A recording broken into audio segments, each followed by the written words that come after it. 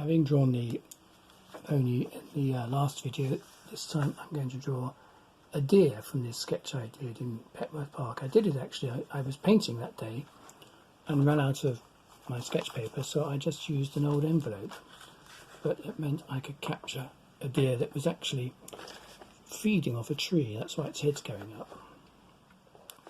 It's a fallow deer, this one, if you know your different deers. So again, same principle as the horse. Let's start with an egg shape in the middle, and the deers have sort of quite angular hindquarters, so I'm going to make I made a circle for the pony. I'm going to do a sort of more rectangular shape here and a sort of tapering shape here. So I'm looking at the basic shapes that I'm seeing to create the shape of the body. The neck comes up at an angle here, and interestingly is very similar in terms of proportion to the length of the neck relative to the rest, but it's a more slender neck than a horse, and it's curving up slightly. So we've got it's a sort of rectangular shape, but it's tapering a little bit. It's going to curve a bit, and there's going to be a head on top of here, and there's going to be a shorter nose going up here, more triangular. I'll come back to that in a minute. Getting the head proportion, by the way, that can be tricky. Legs again long and thin. One leg was half hidden behind the other in terms of the four legs, so I will send you copies of my preliminary drawings as well as the video, so you can work from there. And the legs to the left were slightly lower down because he was on slightly sloping ground. So I've got the back leg. Let's do the back leg first. It comes to the knee and then comes back at a very tapering shape and then comes back again. So we've got this overall very slender shape. And then the other back leg, the far back leg, almost a vertical here, coming back to the heel. We can see the knee tapers in from that, then down to the ground, like so. So let's go back and see if I've got the proportions about right. I think we need to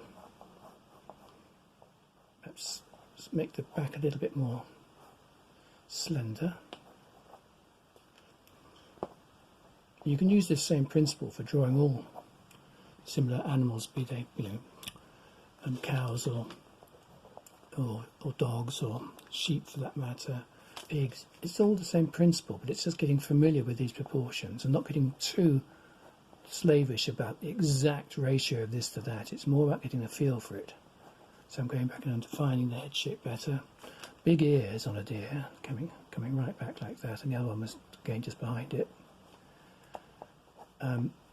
Ear's eye quite high up relative to the step here.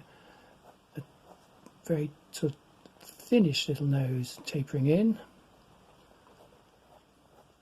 and it had antlers, had quite young antlers, and again with this they curved up. There's sort of three or four, well actually three little bits sticking up there, and then you see the other side. But I might have to go back and reference that if my sketch isn't sufficient. Often a sketch on the spot captures the essence but not the detail, so you're quite forgiven if you need to go and look at a reference book and see what detail you've missed out.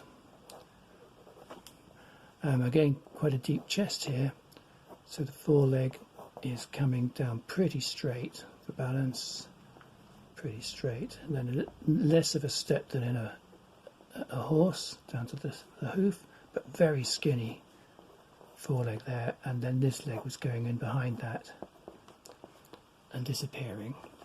So we've got a deer. And again, if you've drawn it this way, the idea is to get the sense of energy and movement or potential movement, rather than this isn't a botanical method at all. This is about capturing an animal, in the wild. So now I've got to there, I can just take my rubber and clean up my first little plan, those little shapes inside. Then I can look for any other little references that help. So let's zoom into that, and I can actually, I'll tell you what I'm going to do. I'm going to do the same shadow on this as I did on my pony, which you can still see to the right. I'm going to have a little shadow coming down here.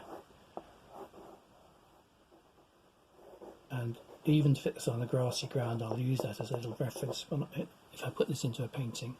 And because he's feeding off a tree, we can put some leaves and twigs down here. We can have a tree.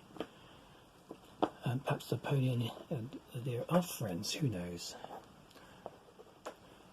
And you could even live in the same painting together.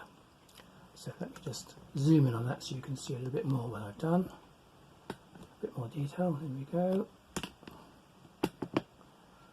There we are, one deer. Thank you for watching.